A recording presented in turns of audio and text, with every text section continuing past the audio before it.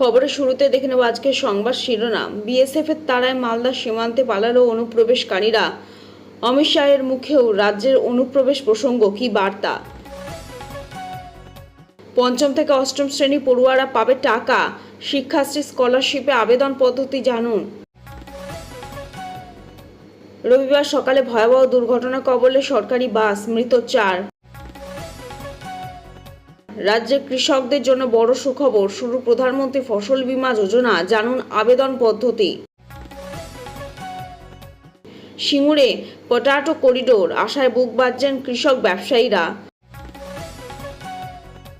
অন্নপূর্ণা যোজনা 3000 টাকা নিয়ে বড় কথা প্রধানমন্ত্রীর, আনন্দে আত্মহারা সকলে। রবিবার দুপুরে কারখানা ভরে গেল ঝাঁঝালো গন্ধে, বিষাক্ত গ্যাসে মৃত 7, অসুস্থ অন্তত 57 শ্রমিক। পিএম সূর্যা ঘর যোজনাতে আবেদন করেছেন, বিদ্যুৎ বিল আসবে 0, পাবেন 78,000 টাকাও। কালো টাকা হলে কেন টিএমসি ফান্ডে জোটে লড়েছিলেন? ঋতব্রতকে এক হাতে নিলেন কুণাল। 50 টন নতুন সোনার খনি খুঁজে পেল ভারত। জামাই ষষ্ঠী উপলক্ষে শ্বশুরবাড়ি এসেছিলেন, নবদ্বীপে মুখোমুখি বাইক সংঘর্ষে মৃত 2। যারা কথা শোনে না তাদের গুলির ভাষাতেই বোঝাতে হয়, সন্ত্রাস হিংসা নিয়ে হুঙ্কার যোগীর। ইরানে আরও জোর হামলা চালাবো, শান্তি বৈঠকের মাঝে হুমকি ট্রাম্পের, ফের বাঁধবে যুদ্ধ। জি প্রকল্প নিয়ে সুখবর, 125 দিনের কাজ কবে থেকে শুরু, জানালেন দিলীপ। মেন রোডে টোটোর দাপাদাপি বন্ধ, করা ঘোষণা পরিবহন মন্ত্রীর, অর্জুনের। বিয়ের মৌসুমের নামে বিরাট সুখবর, সোনা কমল 5,000, রূপোর দাম 20,000-এ মেগা ধস। দ্রুত অ্যাম্বুলেন্স ডাকুন, বিহারের স্বাস্থ্যমন্ত্রীর যোগাসন দেখে হেসে খুন নেটিজেনরা। এতক্ষণ শুনছিলেন সংবাদ শিরোনাম, এবার আসছে বিস্তারিত খবরে। জি প্রকল্প নিয়ে সুখবর, রাজ্যে ক্ষমতায় আসার পর থেকে একের পর এক প্রতিশ্রুতি পূরণ করেছে বিজেপি সরকার। ইতিমধ্যে অন্নপূর্ণা যোজনা ও আয়ুষ্মান ভারতে আবেদন শুরু হয়েছে। অন্নপূর্ণা যোজনা 3000 টাকাও পেয়েছেন। এবার জি প্রকল্পে 125 দিনের টাকা কবে থেকে শুরু হবে তা জানিয়ে দিলেন রাজ্যের পঞ্চায়েত ও গ্রামোন্নয়ন মন্ত্রী দিলীপ ঘোষ। রবিবার নিউ টাউনে বিশ্ববঙ্গ কনভেনশন সেন্টারে নিয়োজিত চার্টার্ড অ্যাকাউন্টেন্ট সম্মেলনে যোগ দিয়েছিলেন মন্ত্রী দিলীপ।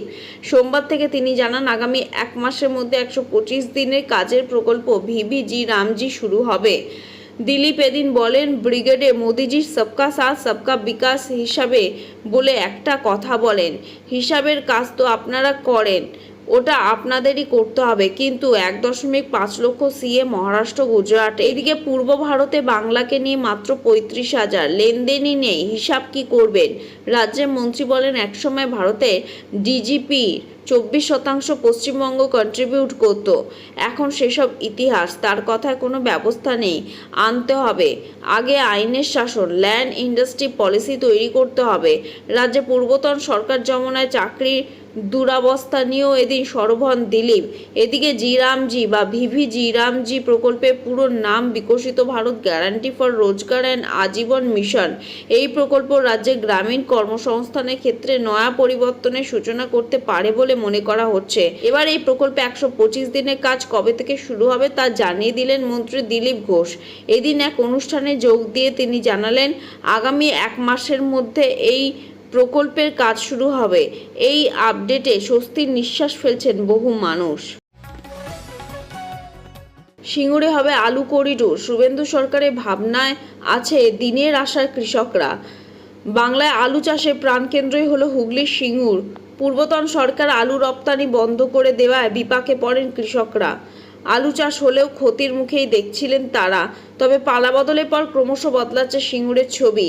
এবার আলু চাষিদের পাশে দাঁড়িয়ে সিঙ্গুরে আলু করিডোর তৈরি ভাবনা চিন্তা চলছে, তাতেই আশারও দেখছেন কৃষকরা। কলকাতা থেকে 37 কিলোমিটার দূরত্বে অবস্থিত হুগলির সিঙ্গুর। ভৌগোলিক অবস্থানে জাতীয় সড়ক, দুর্গাপুর এক্সপ্রেসওয়ে, রাজ্য সড়ক ও রেলপথ ঘিরে রয়েছে সিঙ্গুর। হরিপাল, পান্ডুয়া, বলাগড় সহ বিস্তীর্ণ এলাকায় মানুষ আলু চাষ করে জীবন ধারণ করেন। বিশেষত সিঙ্গুরের বাসিন্দারা আর্থিক দিক থেকে আলুর ওপরই নির্ভরশীল। চাষ করা আলু রপ্তানির মাধ্যমে আয় করেন তারা।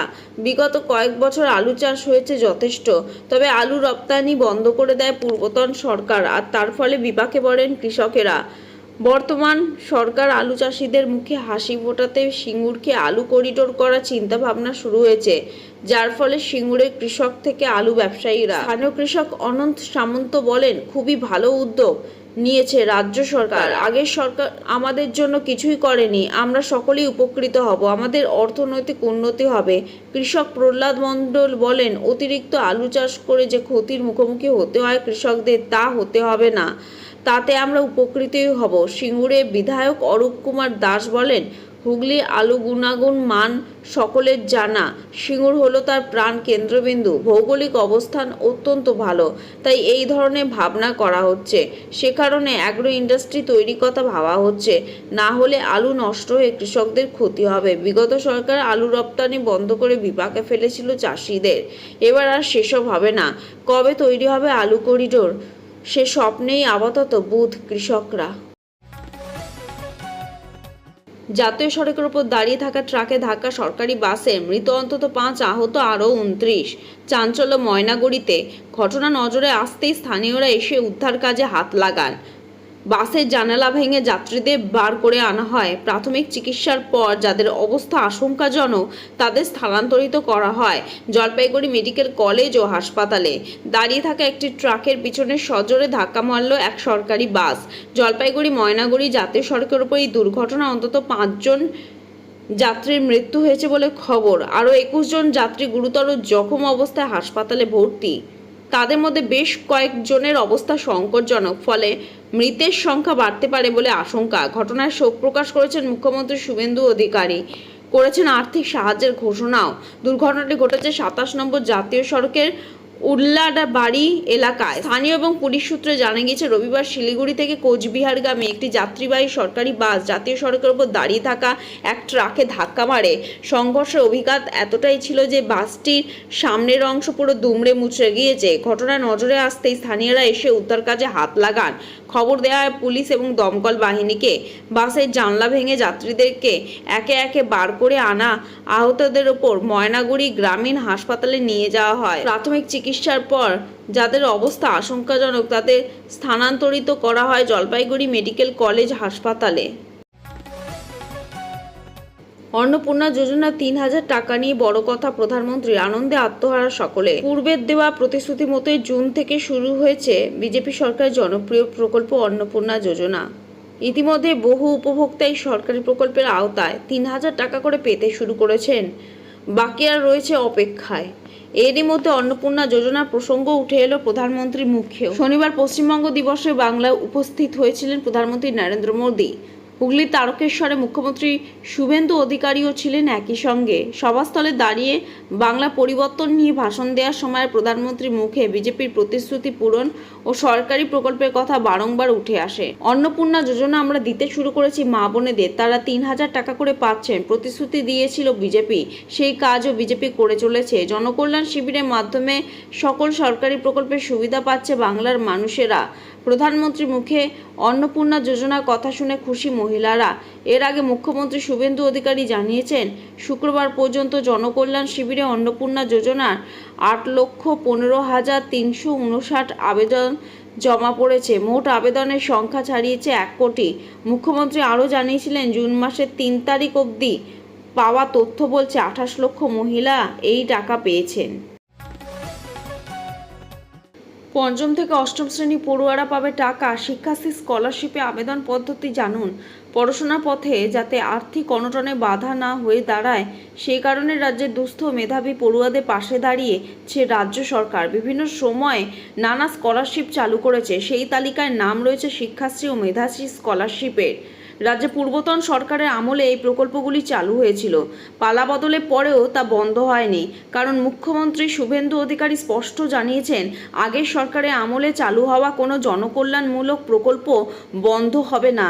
সেই হিসাবে শিক্ষাশ্রী ও মেধাশ্রী স্কলারশিপ চলবে। ইতিমধ্যে আবেদন প্রক্রিয়াও শুরু হয়েছে। রাজ্যে তপশিলি জাতি ও তপশিলি উপজাতি সম্প্রদায়ের ছাত্রছাত্রীদের জন্য শিক্ষাশ্রী স্কলারশিপ চালু করা হয়েছে। অনগ্রসর শ্রেণী কল্যাণ ও আদিবাসী উন্নয়ন দপ্তরের অধীনে বিদ্যালয়ে ৫ম থেকে ৮ম শ্রেণীতে পঠন পাঠনকারী শিক্ষার্থীরা এই প্রকল্পের সুবিধা পাওয়ার জন্য যোগ্য। শিক্ষাশ্রী স্কলারশিপে প্রতি বছর ৮০০ টাকা করে আর্থিক সহায়তা দেওয়া হয়। এই অর্থ সরাসরি ব্যাংক অ্যাকাউন্টে পাঠিয়ে দেওয়া হয়। এই স্কলারশিপের জন্য আবেদন করতে হলে আবেদনকারী পড়ুয়াকে পশ্চিমবঙ্গের স্থায়ী বাসিন্দা হতে হবে। সরকারি বা সরকার স্বীকৃত স্কুলে ৫ম থেকে ৮ম শ্রেণীর মধ্যে পঠন পাঠনকারী হতে হবে। আবেদনকারী পড়ুয়া SC ST OBC caste certificate থাকতে হবে। পারিবারিক আয় বছরে ২.৫ লক্ষের মধ্যে হতে হবে। রাজ্য সরকার এই স্কলারশিপে আবেদন করতে হলে আবেদনকারী আধার কার্ডের জেরক্স, ব্যাংকের পাসবইয়ের প্রথম পাতার জেরক্স, কাস্ট সার্টিফিকেট কপি, পরিবারের বার্ষিক উপার্জনের সার্টিফিকেট, পাসপোর্ট সাইজ রঙিন ছবি, বৈধ মোবাইল নম্বর এবং বৈধ ইমেল ID লাগবে। সোনা কিনতে চাইলে আজই সুযোগ। আজই সকালের দামে বড় পতন কলকাতার রেড কর্ত। আরও একবার সোনার দামে মিলল স্বস্তি। সোনার দাম গত মাসের শুরুর দিকে দুবার বদলে গিয়েছে। এমনকি গত কয়েকদিন আগে সোনার দাম ১ লাখের গণ্ডি পার করেছিল। বর্তমানে সোনার দাম অনেকটাই কমেছে, যার ফলে স্বস্তি পেয়েছেন ক্রেতারা। এমনকি এই সোনার দাম কমায় হাফ ছেড়ে বাঁচলেন স্বর্ণ ব্যবসায়ীরাও। সপ্তাহান্তে ফের কমল সোনার দাম। জানুন আজকে লেটেস্ট রেট।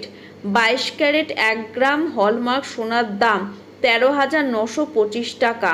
22 ক্যারেট 10 গ্রাম হলমার্ক সোনার দাম ১,৩৯,২৫০ টাকা। 24 ক্যারেট 1 গ্রাম পাকা সোনার দাম 14,৬৫০ টাকা।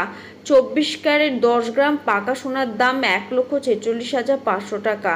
সোনার পাশাপাশি আজকে রূপোর দাম এক ঝলকে দেখে নিন। 100 গ্রাম খুচরো রূপো কিনতে দিতে হবে 23,৫৬৫ টাকা।